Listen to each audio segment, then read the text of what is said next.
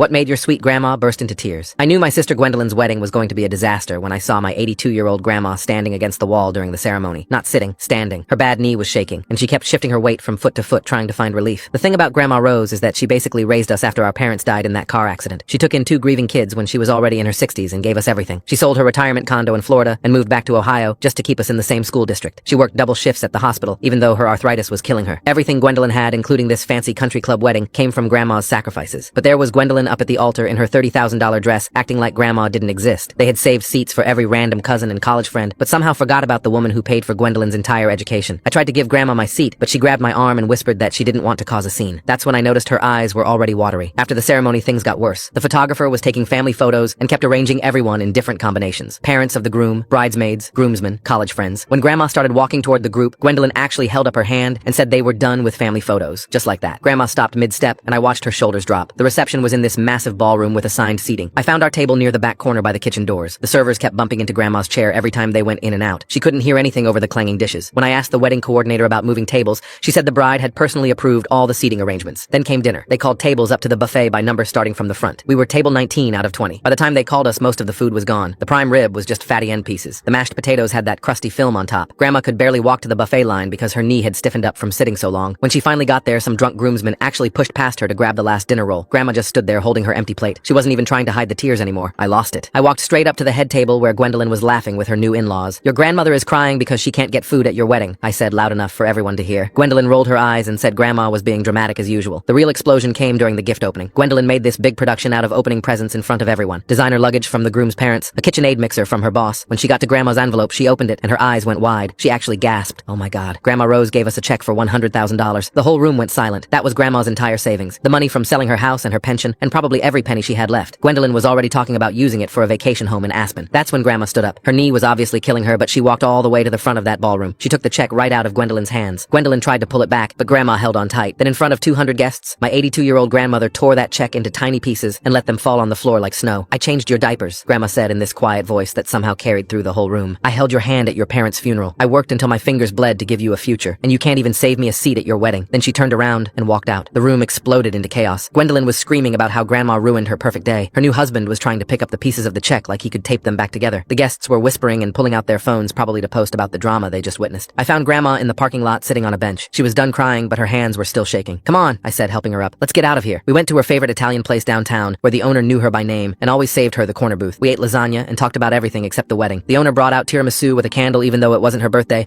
and the whole restaurant sang to her. Later I drove her home and helped her inside. Before I left, she hugged me and said at least one of her grandkids turned out right.